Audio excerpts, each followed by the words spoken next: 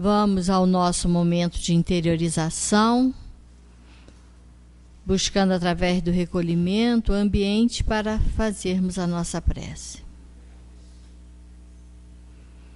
Deus querido Pai, Jesus amigo e mestre, muito te agradecemos, Senhor, por mais essa tarde que temos essa oportunidade de aqui nos encontrarmos.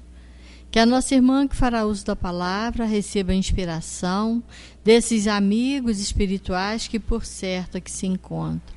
Obrigada, Senhor. Graças a Deus e que assim seja. E com vocês, Celi Machado. Vamos dar sequência ao nosso estudo da tarde com o auxílio dos amigos espirituais, dos encarnados também, que a gente sempre recebe boas vibrações que nos ajudam a fazer esse trabalho aqui de divulgação da doutrina espírita. Estamos no capítulo que fala das relações no além-túmulo e é muito importante a gente tomar conhecimento de como as coisas funcionam no além-túmulo, embora a gente já tenha esse conhecimento no nosso arquivo, uma vez que nós já estivemos um sem número de vezes aí, que a gente nem pode lembrar, nesse estado de espírito desencarnado, porque lá é a nossa casa de verdade, né? Nos mundos materiais, a gente faz uma passagem por esses mundos para a gente provar, para a gente espiar, para a gente adquirir conhecimento, que possa nos auxiliar a fazer melhores escolhas, desenvolvendo assim, né, a nossa parte espiritual, principalmente. Então, a passagem pelos mundos materiais tem esse objetivo, mas o que realmente importa a gente conhecer e ter certeza é que a nossa vida não é na Terra, a nossa vida é na dimensão espiritual, né? Nós somos cidadãos do universo, não somos cidadãos da Terra, estamos aqui de passagem, vamos ficar o tempo que for necessário para a gente operar a nossa evolução na escolha das provas que fizemos, né? Com a obediência a isso aí, e daí a gente vai partir de volta para nossa casa. E depois a gente vai reencarnar novamente, não sabemos aí em que mundo, né, que a gente vai aportar para dar continuidade à nossa evolução. Mas conhecemos muito bem como as relações no além-túmulo acontecem, né? A gente sabe muito bem disso. Mas enquanto a gente está aqui nessa terra, nós estamos com isso bem embotado, bem assim esquecido, né? Bem no arquivo mental aí, no subconsciente, sem que esteja no nosso nível de consciência. Por isso que a gente se interessa muito por esses fatos. Falamos na semana passada sobre a questão, paramos, né, nessa aqui 279, se todos os espíritos têm acesso reciprocamente uns aos outros. E eles responderam que os bons vão por toda parte, se necessário, mas os inferiores são muito limitados na sua convivência, né? Podendo só conviver com os espíritos que estejam no mesmo nível evolutivo deles. Na 280, qual a natureza das relações, né, entre os bons e os maus? Também foi o finalzinho da nossa reunião.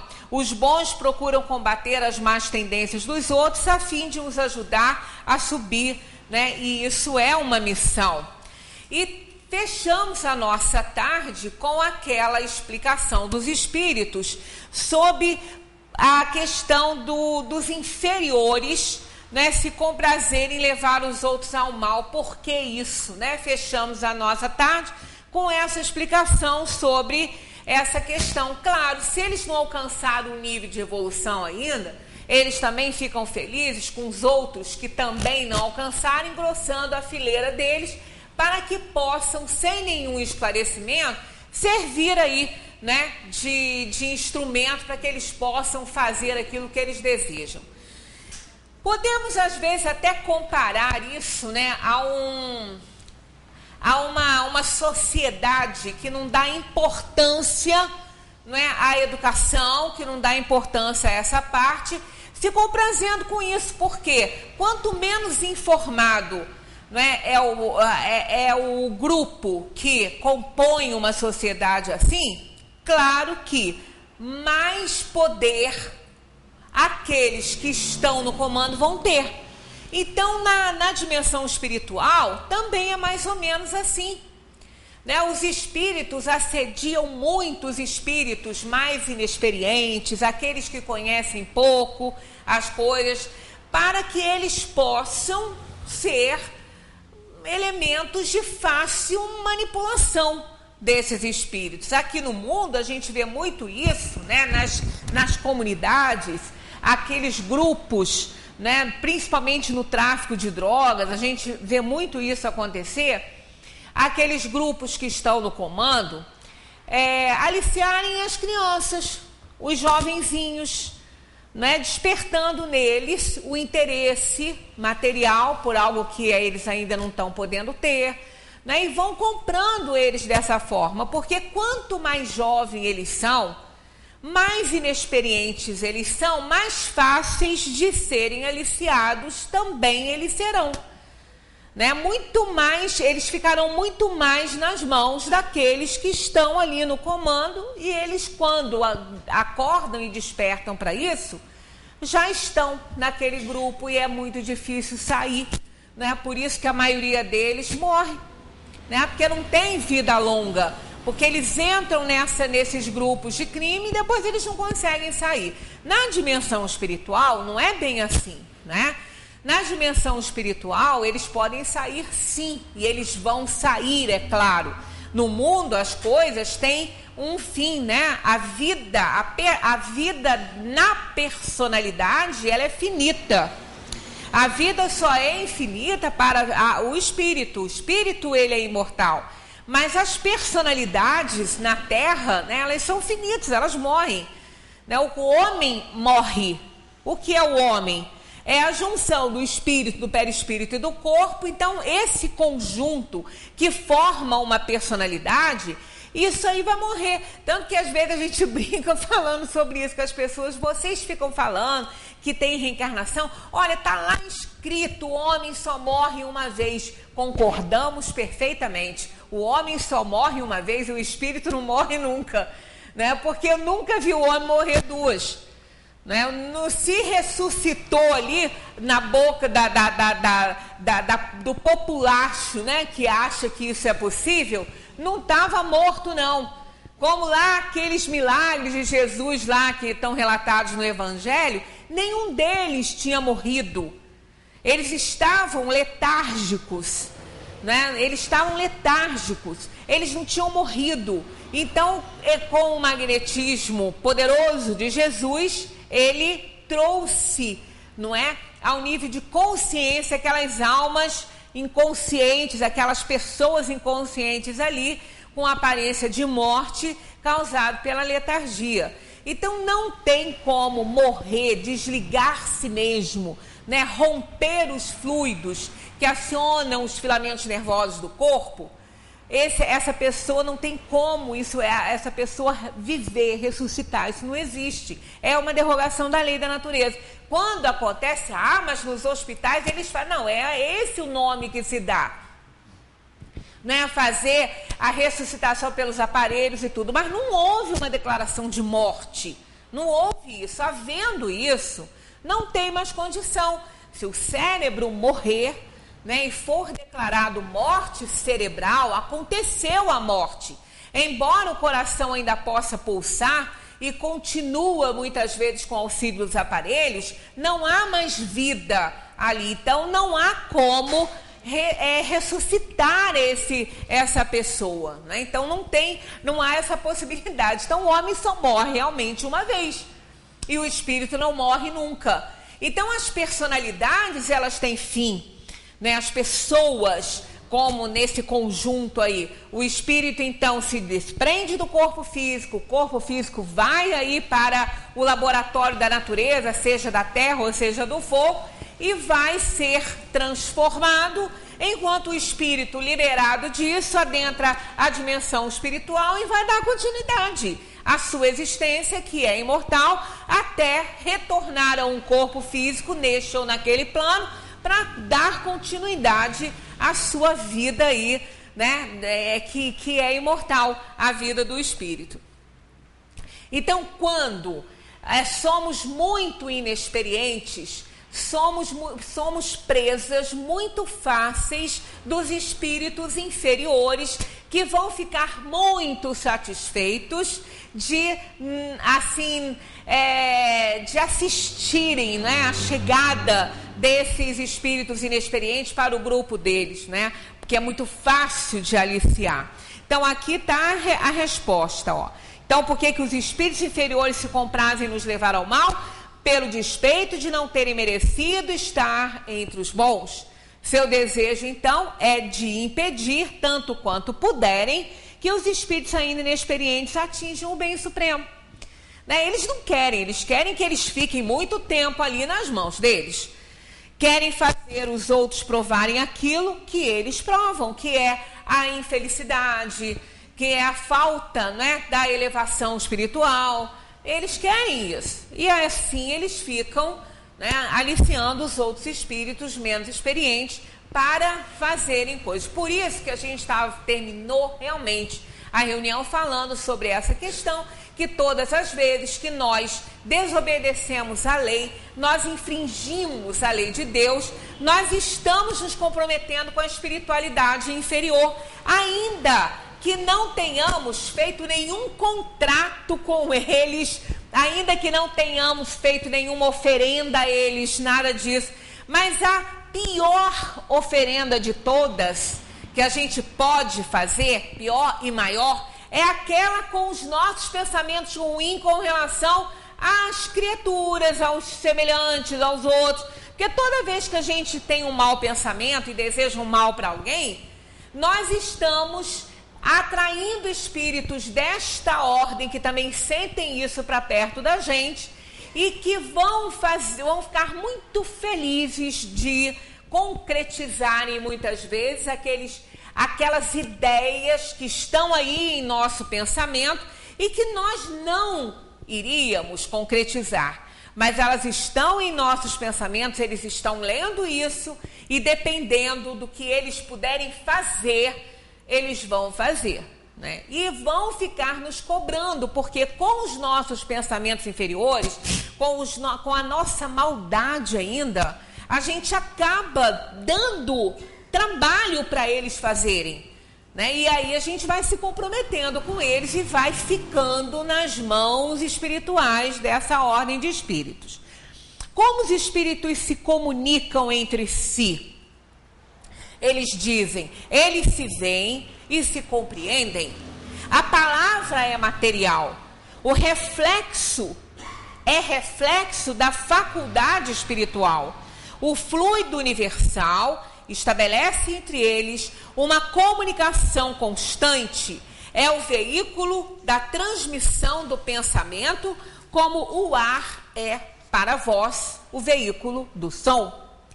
Uma espécie de telégrafo universal que liga todos os mundos, permitindo aos espíritos corresponderem-se de um mundo a outro. Olha, para quem acha que a Terra é um paraíso, adora, a gente gosta e a gente tem que gostar mesmo.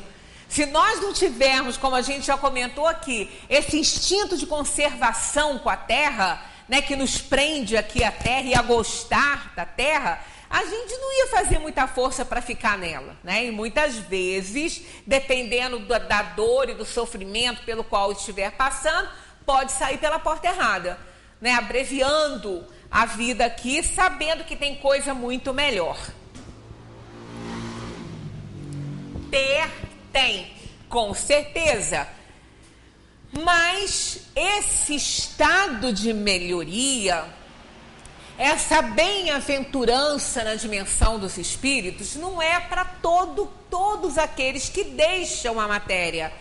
É para aqueles que já estão mais evoluídos. Então não há nada de romântico, como as pessoas às vezes pensam, né? Não é para todo espírito. Não é todo espírito que consegue deixar o corpo numa terra, né? Num plano qualquer, na terra ou em qualquer outro mundo, se desvincular dele rapidinho, adentrar na dimensão dos espíritos e seguir a sua vida feliz. Não é assim. É muito difícil. Nós somos espíritos inferiores, estamos presos a um corpo material pesado como esse, porque a gente ainda merece isso, a gente ainda está nesse nível de evolução, é apegado a tudo isso. Então a separação não é tão simples assim, e ainda quando ela acontecer, nós não temos essa evolução espiritual toda para estar numa bem-aventurança. Somos espíritos da ordem ainda inferior, somos muito apegados, temos muito enraizado em nós aqueles sentimentos inferiores que vão nos prendendo à atmosfera desses mundos aonde nós estamos reencarnados, seja na Terra ou num outro semelhante a esse no nível de evolução. Então não é assim tão fácil, né? As relações do além-túmulo, elas são mais ou menos parecidas com as nossas relações aqui no mundo. Né? Como às vezes nós achamos tão difícil a gente se livrar em algum momento de um orgulho, de um ciúme, como é difícil, às vezes a gente está tendo uma crise de ciúme, uma crise de egoísmo, sabe que está tendo, mas não consegue fazer diferente. Né? Aquela coisa mais forte que a gente acaba se deixando levar por aquela inferioridade. Então, na dimensão espiritual não é diferente. Ninguém vira santo porque deixou o corpo físico na Terra. Continua do jeitinho que era, com as mesmas superstições, com as mesmas teimosias, com as mesmas desobediências, com o mesmo orgulho, vaidade, arrogância, tudo igual. Até que vai entendendo que tem que melhorar, que tem que fazer algo para melhorar. Então, as relações entre os espíritos, elas são muito parecidas. Cada um vai se relacionando com os outros que tem mais ou menos o mesmo nível de evolução que a outra alma carrega, né? Mas a palavra material, essa que a gente se utiliza aqui para conversar com as pessoas, né? Cada um no seu idioma, isso é do mundo material. Não é? Na Terra, muitas vezes, a gente consegue experimentar uma outra linguagem através da telepatia. Mas tão fraco ainda, tão pequeno ainda, que a gente não se dá conta.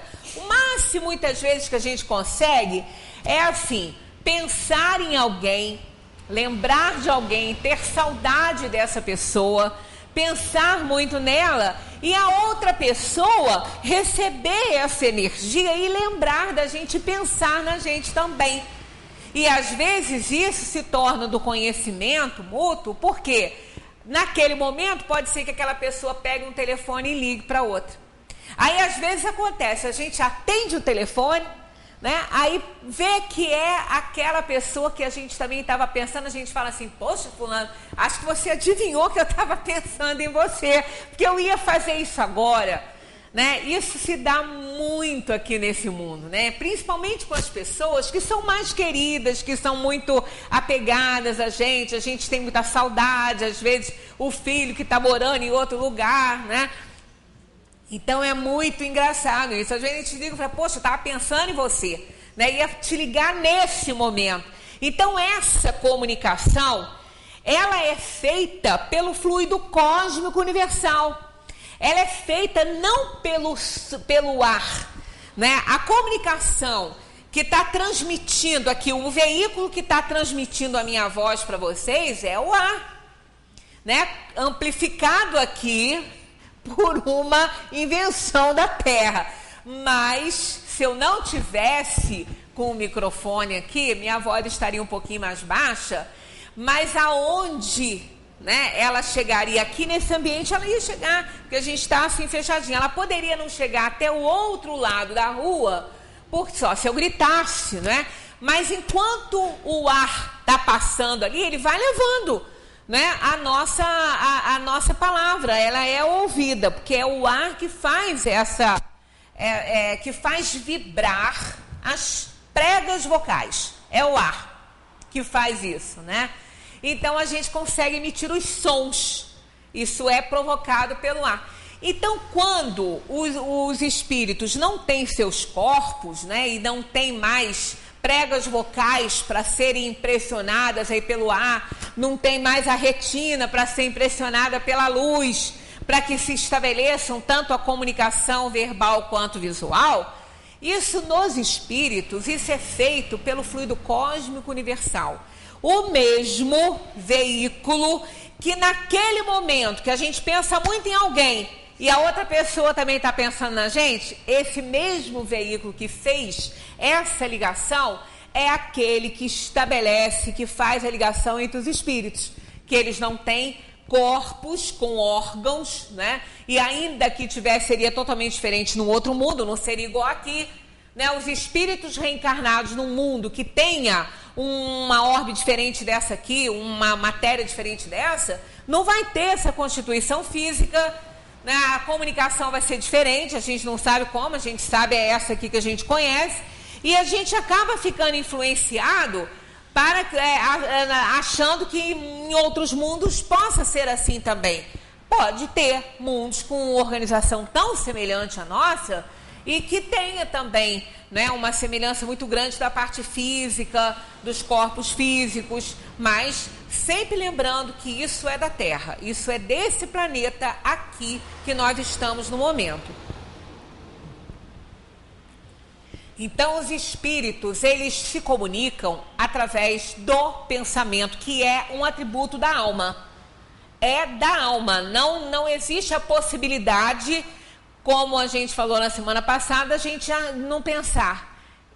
Todos nós pensamos sempre, sempre. Nem quando dormimos, porque o espírito não dorme. Quem dorme é o corpo que descansa, o espírito se desprende e continua com o seu pensamento, né? Continua em ação todo o tempo, tanto que o sonho não é como a gente imagina, não é? O sonho é uma atividade da alma. Essa atividade pode ser reflexiva, né, ou ativa mesmo, né? Nós podemos nos emancipar do nosso corpo físico e projetarmos o nosso pensamento para as organizações do subconsciente, né, ali no corpo, onde estão armazenadas as realizações passadas, e termos então uma atividade reflexiva de lembrança de outras vidas, lembrança de outras atitudes aqui na Terra, que são os sonhos de realizações passadas. Como a gente pode ter sonhos com as nossas preocupações do presente e também sonhos que estão o espírito projetado para um superconsciente, onde nós temos as realizações aí por futuras, as nossas aspirações, os nossos desejos. Então a gente está sempre em atividade, a gente está sempre pensando. E o espírito, claro, liberto do corpo, plena atividade, né? E eles se comunicam, não importa onde estiverem. Por isso é muito interessante. E a gente tem uma dificuldade de imaginar como isso funciona, porque nós estamos presos nesse mundo aqui, né? Se nós quisermos falar com alguém que não ouça a nossa voz, porque o som não chega até, nós vamos ter que usar um aparelho, né? Um aparelho celular, de telefone, um megafone, ou seja lá o que for. E os espíritos podem estar em qualquer ponto do universo que eles estiverem, separados por mundos e mundos e galáxias, que eles conseguem se comunicar, porque é pelo pensamento, e o pensamento é atributo da alma, é o que existe de mais veloz, né? mais que tudo, e ele é transmitido pelo fluido cósmico que enche o universo. Então, casamento perfeito, né? Organização perfeita para as comunicações. É assim que acontecem as comunicações dos espíritos. Os espíritos podem dissimular reciprocamente os seus pensamentos? Podem esconder-se uns dos outros? Ora, pelo que a gente acabou de falar, a resposta é não, né? Se eles se comunicam pelo pensamento, se a comunicação, se o pensamento é levado pelo fluido cósmico universal, então não pode, pelo menos não deveria. Vamos ver o que eles fazem. Pelo que a gente vem entendendo, né? A gente vai respondendo antes de ver a resposta ali e acha que realmente não pode. O que eles respondem a essa pergunta? Não. Claro, não poderia ser diferente, não tinha erro aí, né? Se fosse diferente, tinha erro aí. Mas existem aquelas brechinhas, né? Aquelas aberturas, igual na nossa lei. Pode? Não, não pode. Aí o sujeito vai lá, vasculha lá, acha uma brechinha desse tamanho na lei que encaixa o sujeito naquilo que ele deseja, né? Porque nossas leis são falhas. Mas olha só o que eles dizem. Não, para eles, tudo permanece a descoberto. Então, olha só. Principalmente quando são perfeitos. O que tem um espírito perfeito para esconder do outro? Quando a gente esconde alguma coisa de alguém é porque não é coisa boa. A menos que a gente esteja escondendo para fazer uma surpresa. É diferente, mas aí não se está escondendo, é temporário, alguns minutinhos que a gente não consegue demorar muito, né? A gente não fica tão ansioso, aflito ali para a coisa acontecer e realmente a gente acaba contando, né?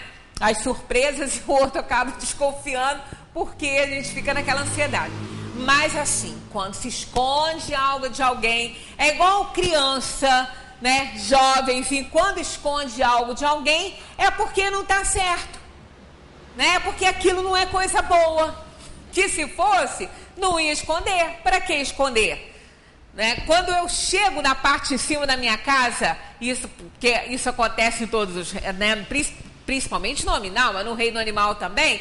Quando aquela safana da minha cachorra, ela, se esconde, corre atrás, porque se ela se escondeu porque tem coisa errada, e ela sabe que tem, aí quando eu abro a boca da moleca, tem lá alguma coisa que não era para estar ali, né?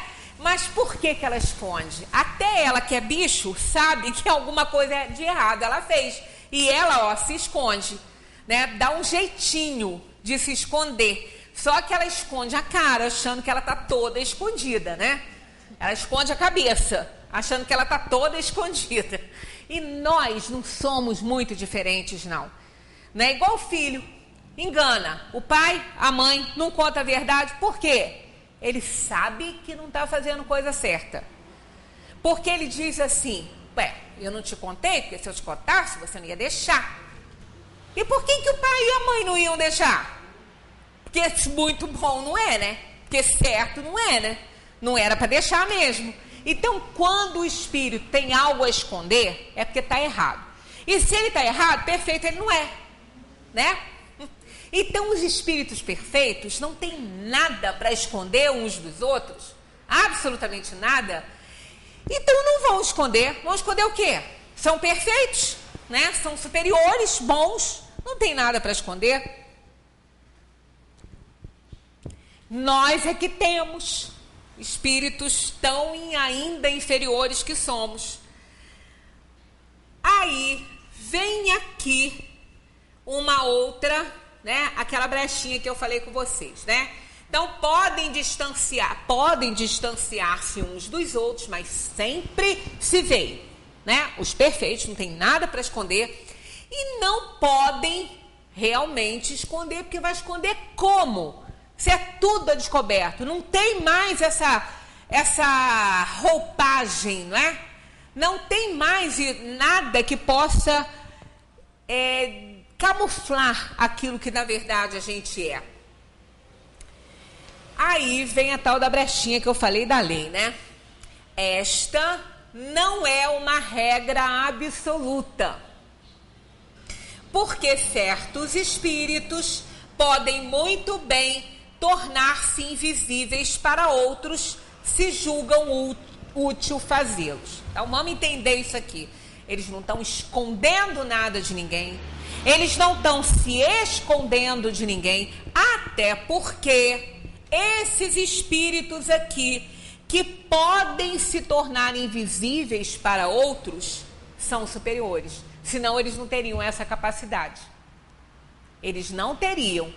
Os superiores fazem por quê? Porque muitas vezes não convém serem vistos para não atrapalhar o trabalho que estão fazendo.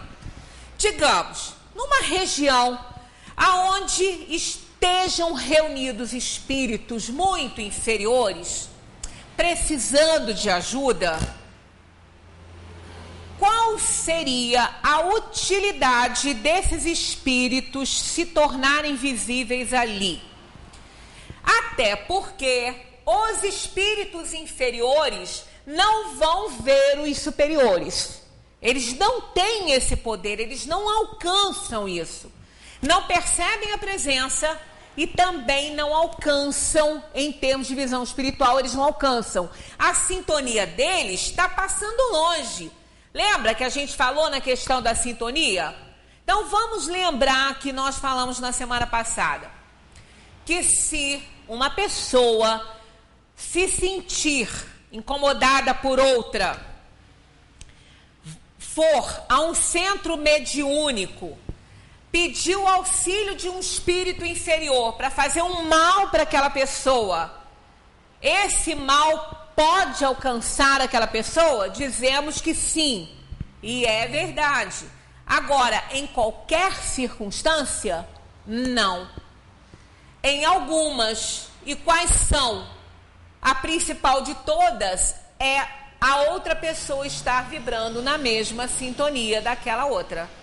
Aí ela está tão de igual para igual que as vibrações são tão semelhantes que vão também combinar com as vibrações daquele espírito inferior que está determinado a fazer um mal para ela.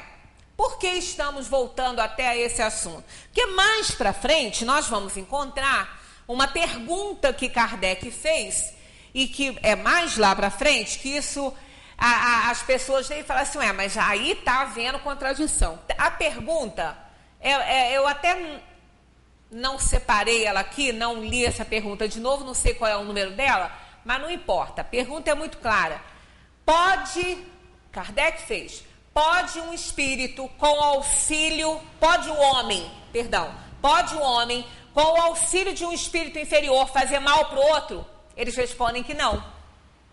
Mas então tem contradição? Não tem nenhuma. Realmente não pode. Só por ele querer não pode. Só porque eu desejo fazer o mal para a Ângela, aí eu não preciso nem para procurar espírito inferior, não. Basta jogar uma praga bem grande nela aqui. E praga de urubu gordo dizem que pega, né? Sossega, hein, menina? Que aqui o urubu é gordo.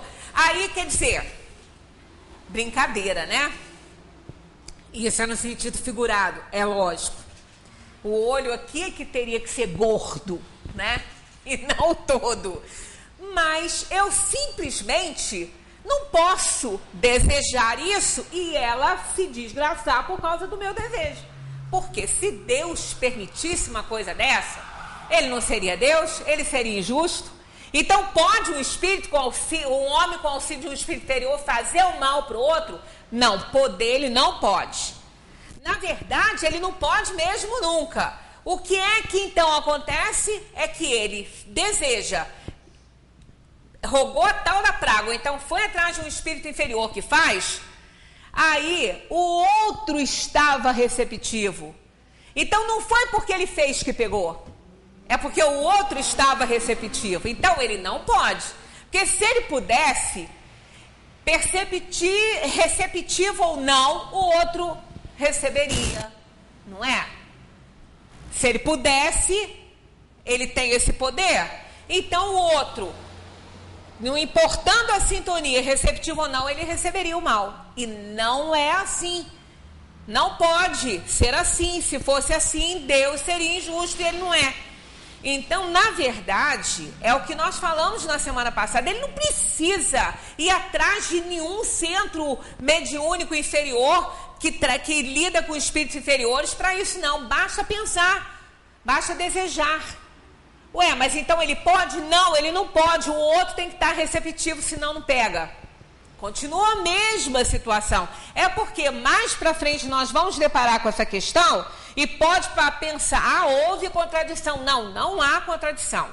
E aqui no decorrer até dessa própria instrução aqui que os Espíritos nos dão, tem algo que reforça essa ideia, né, sobre essa questão. Deus muitas vezes permite que isso aconteça, e eu sempre tenho um cuidado muito grande em falar sobre que esse verbo é muito presente na tradução.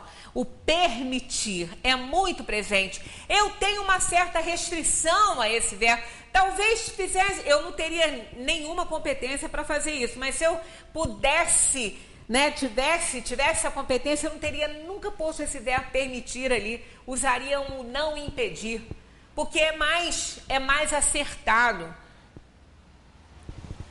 Vejamos, quem permite é conivente, né? Quem permite concorda com a ação. Se deu permissão, é porque você é conivente, concorda. E não é isso que acontece com Deus. Então, sempre eu chamo atenção para isso. Esse permite aí, Deus permite, ele não impede. Ele pode, claro que pode. Mas quando fala que ele permite, é como se ele estivesse achando aquilo ali certo. Não é certo. Ele não impede, porque é um aprendizado para a alma. A alma que com a sua escolha ruim, chega a determinadas situações que ela tem que resgatar, ela tem que fazer. Né? Então, por isso que Deus não impede que muitas vezes alguém que tenha um pensamento ruim contra outra pessoa, ou que se utiliza de um espírito inferior para fazer o mal para alguém, ele não impede que isso aconteça, porque a outra pessoa, se ela tivesse também acima disso tudo, se ela fosse uma pessoa obediente à lei, ela não estaria numa sintonia para receber o mal de ninguém. Não estaria. Tanto que a gente discute muitas vezes isso. A gente tem hábito, e eu também tenho, eu também falo, né? Essas coisas, fulano me magoou, fulano me ofendeu. Não, fulano não magoou ninguém, não ofendeu ninguém. A outra pessoa que foi alvo disso aí é que se magoou e se ofendeu com a situação. Não tira a inferioridade da ação. Mas nós estamos nos ferindo porque a gente está na mesma sintonia e a gente acaba recebendo aquela raiva, aquele ódio, aquela mágoa, aquela ofensa. Né? Então ela nos pega por causa disso. E isso é algo que dá para a gente entender essa questão da sintonia. Sempre repito, quando o Gandhi falou que nunca tinha perdoado ninguém, quando fizeram essa pergunta para ele, quantas pessoas ele tinha perdoado? Ele falou que ninguém. Aí se surpreenderam, como Gandhi, né? Aquele espírito elevadíssimo, não perdoa, ensinando perdão. Perguntaram, mas como o senhor nunca perdoou ninguém? Ele falou, porque eu nunca tive que perdoar ninguém, porque ninguém nunca me ofendeu. Ele estava tão acima dessa sintonia inferior que ele nunca se sentiu ofendido. Ele compreendia o que as pessoas faziam e não se ofendia, não se magoava, não se milindrava. Mas para isso a gente precisa estar muito além do que a gente está, né? A gente ainda se incomoda. E quando a gente se incomoda é porque a gente está vibrando na mesma sintonia da outra pessoa. Aí somos alvos fáceis de espíritos inferiores, de mentes desequilibradas, né? Das pragas das pessoas, do pensamento ruim das pessoas, porque a gente se desequilibra, a gente está num nível de sintonia parecido. Então acontece realmente. E Deus não impede nada disso, porque ele não tem que ficar ali nos protegendo. Nem mãe fica correndo atrás. Ela explica que vai dar zebra e a criança está fazendo, ela fica atenta, cuidando, mas ela deixa levar um susto para que a criança não continue a fazer aquilo que não é para fazer. Né? Ela está vendo que não vai ter uma consequência séria, então ela deixa acontecer. Está ali para segurar. Mas a criança leva o susto e, né, muitas vezes não volta a fazer. Alguns voltam, como a gente que cai sempre no mesmo buraco. Vocês estão lembrados daquele texto que eu li aqui numa palestra que fizemos aqui? Biografia em cinco parágrafos, não sei o que muito bem o nome, de Portia Nelson, uma escritora espanhola. Caindo no buraco. O nome é Biografia em 5, não sei o que lá. Ela fala caindo no buraco. Né? Tem um buraco na rua, a gente cai, no outro dia a gente passa por ele, cai de novo, depois cai de novo e sempre acha que o outro que é culpado, que não fui eu que botei aquele buraco lá, eu só caí. Né? Eu vou trazer esse texto novamente porque é bom demais. Né? Isso é realmente as nossas reincidências nas coisas erradas. Então a gente faz muita coisa errada. E aí culpa o outro, né? Que não tem culpa nenhuma. Aí, voltando aqui à questão da invisibilidade dos espíritos. Um espírito que está numa equipe de socorro, auxiliando outros, ele está compondo, né, uma equipe que está socorrendo, ele vai para uma região mental, claro, porque não é física, não tem um espaço reservado no universo para isso, a gente já falou, mas é uma região moldada, plasmada pela sintonia ruim dos espíritos, eles vão se acumulando ali, então eles vão para essas regiões para socorrer os outros que ali estão, né, para ver quem pode já entender a situação. Então eles não adianta eles se fazerem visíveis. Não vão ser visíveis a todos, porque nem todos vão ter condição de vê-los, e quem tem pode se assustar, né? Quem tem pode não entender o que está acontecendo. Então eles preferem a invisibilidade para fazer um tratamento, né? Uma fluidificação, um tratamento neles, e ali eles vão perceber qual é aquele que está mais em condições de ser amparado, aí ele se faz visível para quê? Então, nessas circunstâncias existe, mas isso é uma necessidade, não é o normal, não faz parte das relações no além-túmulo, a invisibilidade entre os espíritos perfeitos principalmente, e entre os inferiores, mesmo entre os inferiores, nem sempre uns veem os outros, porque a inferioridade é tanta que eles ficam na escuridão. Ah, mas olha, não é escuridão no sentido denotativo da palavra, falta de luz, é falta de conhecimento, falta de luz moral, é essa luz aí, né, simbolizada pela luz da vela, pela luz elétrica, né? É só simbolismo. A escuridão é provocada pela ignorância dos espíritos, não é pela falta de luz. O universo é todo iluminado, né? Então não é a luz material, e lá é a luz, né, do fogo mesmo, são estrelas. Estrelas são astros incandescentes, tem fogo ali, né? Como o nosso Sol é uma bola de fogo. Por isso que ilumina a nossa Terra e aquece nosso planeta. Sem ele não haveria vida aqui, né? Então o universo é todo iluminado. Mas as trevas são da ignorância, não é a falta da luz material, né? Da luz provocada, né, pelos fenômenos de entrosamento aí e de sintonia dos gases, né? Como acontece nas estrelas. Como podem os espíritos, que não têm mais corpo, constatar a própria individualidade e distinguir-se dos outros que os rodeiam? Né? A resposta, muito simples, que também já é do conhecimento de todos nós, constatam a sua individualidade pelo perispírito. Por isso que a gente volta àquela questão, o perispírito é digamos, entre aspas, porque não é bem assim, porque espírito não tem corpo, né? Mas seria o corpo espiritual, né? O corpo fluídico ali, que reveste o espírito, né? Como se fosse uma roupa para ele. Porque o espírito é energia, energia por ele não tem forma. Se tivesse, seria uma flama, né? Uma chama. Ele não tem corpo. Então, o perispírito está sempre com ele. Nunca se vê uma energia espiritual, um espírito sem perispírito. É que ele vai se quintessenciando tanto com a evolução espiritual a ponto de quase se confundirem. Então ele tem sempre.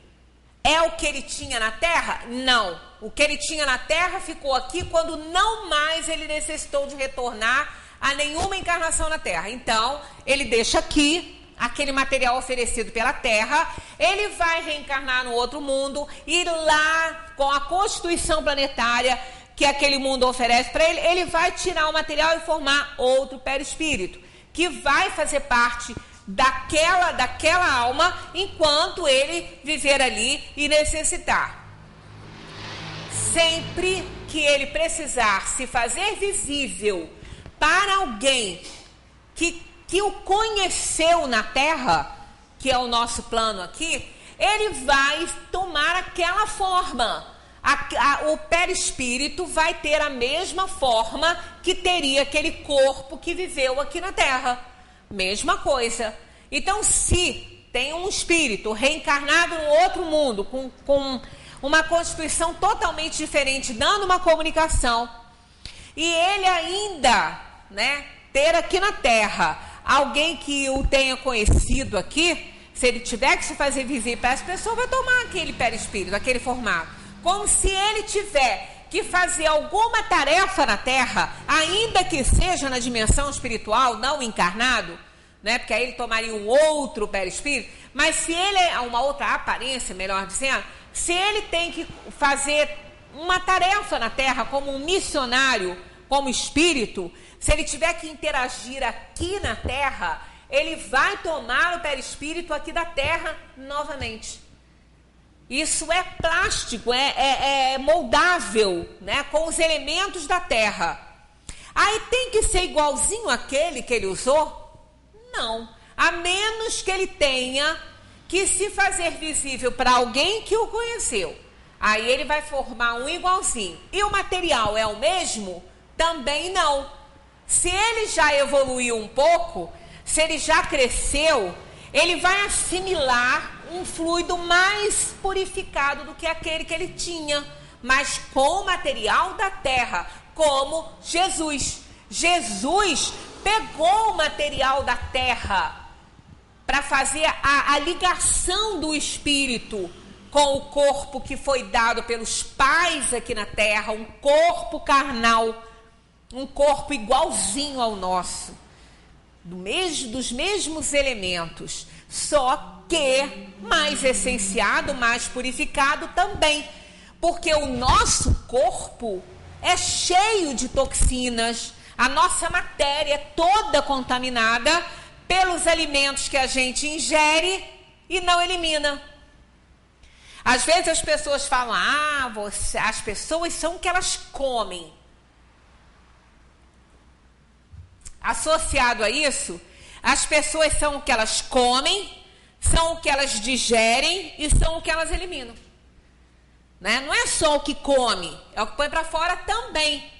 Então, quando a alimentação é ruim demais, ela intoxica a parte orgânica e ela não é eliminada.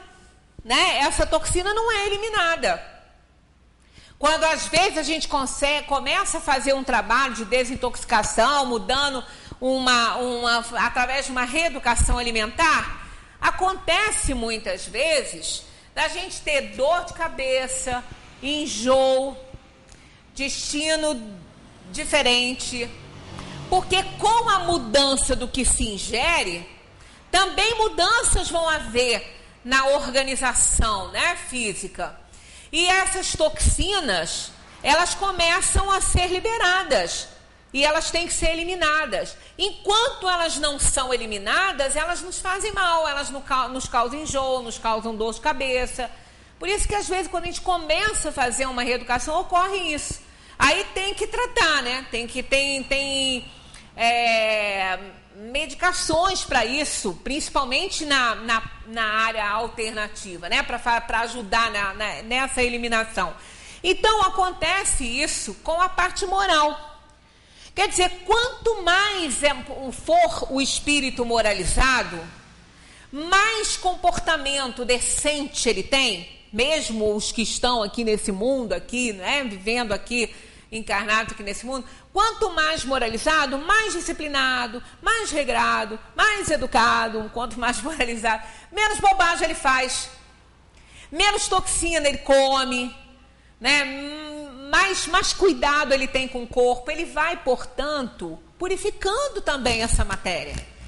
Ele vai melhorando isso aí. E junto com isso, o perispírito também, né? Porque é no perispírito que estão as nossas mazelas, as nossas doenças, naquele fluido ali. naqueles fluidos, o perispírito dos espíritos inferiores num planeta como esse, ele é contaminado, ele é pesado, ele é denso. Porque é ali que ficam armazenadas essas coisas, que vão se somatizando à medida que o espírito vai vivendo, vai resgatando, aquilo vai se somatizando. Quando ele consegue, através de uma educação, coordenar bem isso, conviver bem com essas situações, aquilo vai e passa. Né? É como aquela ferida que tem que purgar. Né? Ela tem que purgar, ela tem que estourar. Né? Ela tem que botar para fora aquela impureza para ela poder cicatrizar. Senão não cicatriza. Um abscesso tem que ser drenado. Se ele não for drenado, ele não cicatriza, vai ficar ali, aquela dor, vai ficar aquela infecção, pode até matar a pessoa. Né? Então acontece isso, as mazelas do perispírito, elas vão passando para o corpo físico e com isso elas vão sendo drenadas. E com isso nós vamos purificando corpo e alma. E o perispírito junto, lógico, né? Porque o perispírito é o elemento principal disso aí, sob o comando do espírito, não é o corpo. Então, quanto mais regrado, disciplinado, obediente é o espírito, mais ele tem um corpo mais saudável, um corpo mais... o organismo funcionando um pouco melhor. E o que não está é por conta de doenças kármicas que ele carrega para ele resgatar de outras experiências aí. Senão ele não estaria na Terra, porque a Terra é um planeta de provação e expiação. Ele não ia estar aqui se ele não tivesse que purgar nada. Se ele não tivesse que se purificar. A Terra é realmente aquele estado de... É o purgatório, digamos assim. É o purgatório. A Terra é o purgatório. Não existe purgatório para almas. Nem existe isso no Evangelho tradicional. Não tem. Tem céu, tem inferno. Procura purgatório lá e acha. Acha e me mostra. Porque eu não achei. Né? Isso foi uma criação para quê? Para que as almas desobedientes e desregradas, que não podiam entrar no céu, mas que teriam que entrar, porque senão Deus ia ser acusado de não perdoar. E ele é soberanamente justo e bom, ele tem que perdoar. Mas como vai perdoar? E vai ficar por isso mesmo? A pessoa faz errado, ela faz tudo que não deve, prejudica todo mundo, atrapalha a vida de todo mundo, depois ela se arrepende, Deus perdoa e fica por isso mesmo? Vocês achariam isso justo? Porque eu não ia achar. Eu que já sou meio rebelde, aí que eu ia ficar revoltada mesmo com uma situação dessa. Não ia aceitar, não. Né? Então, claro que não. Ele perdoa, né? Mas aí a gente tem que resgatar. Tem que começar a fazer certo, a consertar os erros. E daí? Essas almas, então, iriam para onde? No céu elas não podem entrar. No inferno, muito menos, porque inferno não existe. Né? O inferno não existe. E se existisse, não ia fazer a menor diferença, porque a alma não é destruída, né? Energia não é destruída pelo fogo, pelo contrário, ela se fortalece pelo fogo, né? Se não vai para o inferno, porque também se fosse para o inferno, Deus estaria condenando. E Deus não pode condenar, porque ele é justo e bom, mas não pode condenar. Se ele não pode condenar, para o inferno não vai. Boa também, ela não é para o céu, não pode ir. E aí vai para onde? Aí arrumaram um purgatório, um outro lugar que eu não sei de onde eles tiraram. Purgatório. Purgatório vem de purgar, purificar, não é? Então, se elas são... Aí, as pessoas pedem ajuda às almas. As almas sofredoras. Para ajudar. Cada um que ela ajuda é um ponto a mais que ela ganha. Né?